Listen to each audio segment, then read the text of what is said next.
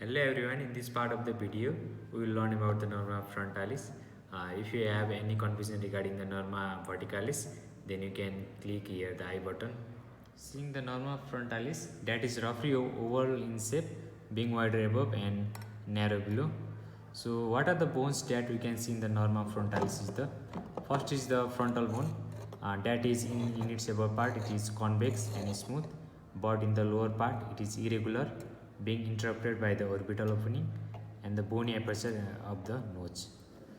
So other bone that you can see in the Norma Frontalis is the maxilla bone, two maxilla bone, two nasal bone, two zygomatic bone, and the mandible bone, which is absent here.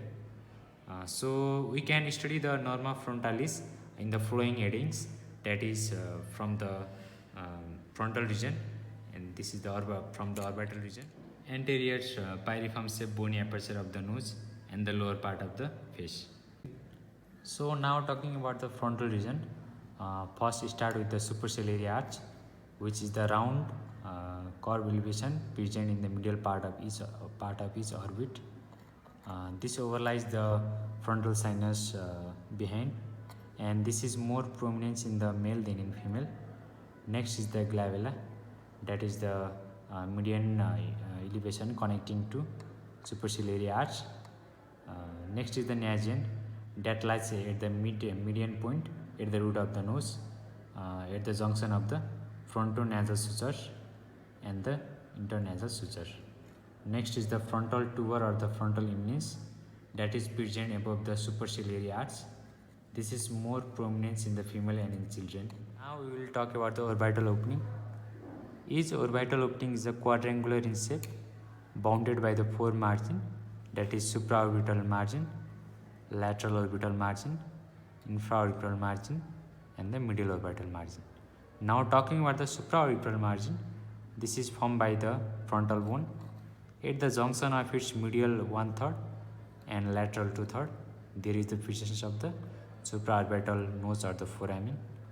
So talking about the infraorbital margin, this is formed by the zygomatic bone laterally and the maxillary bone medially. So now talking about the medial orbital margin, that is ill-defined, formed by the frontal bone above and the frontal process of the maxillary bone below.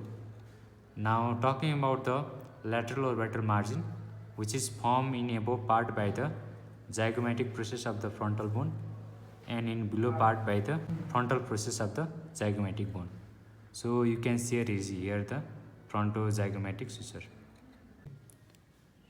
Now talking about the anterior bony aperture of the nose, which is a pear shape, being wider below and narrow above.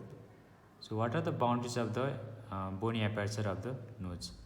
So above it is formed by the lower border of the nasal bone.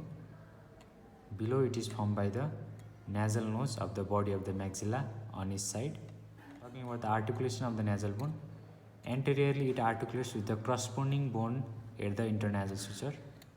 Posteriorly it articulates with the frontal process of the maxillary bone.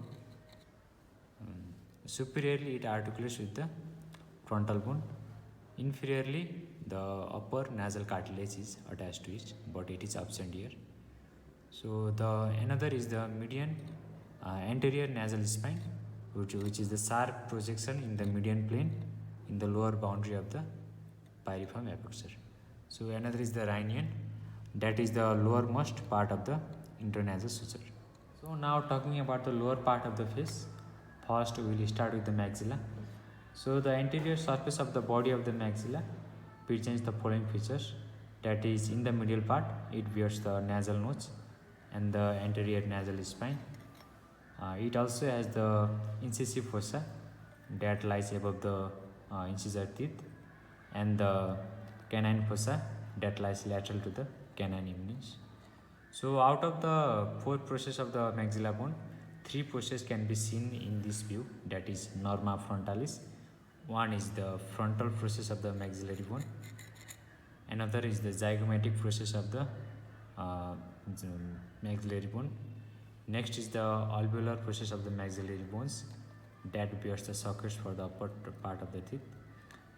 So now talking about the zygomatic bone, which forms the prominence of the cheeks. There is the presence of the zygomaticofacial foramen.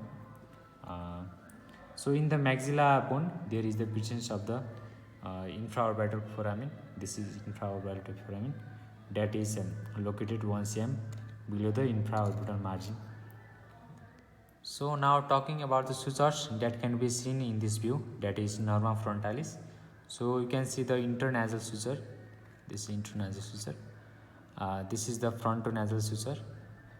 And this is the nasomaxillary suture. This is the lacrimomaxillary suture. This is the frontomaxillary suture. This is a intermaxillary suture.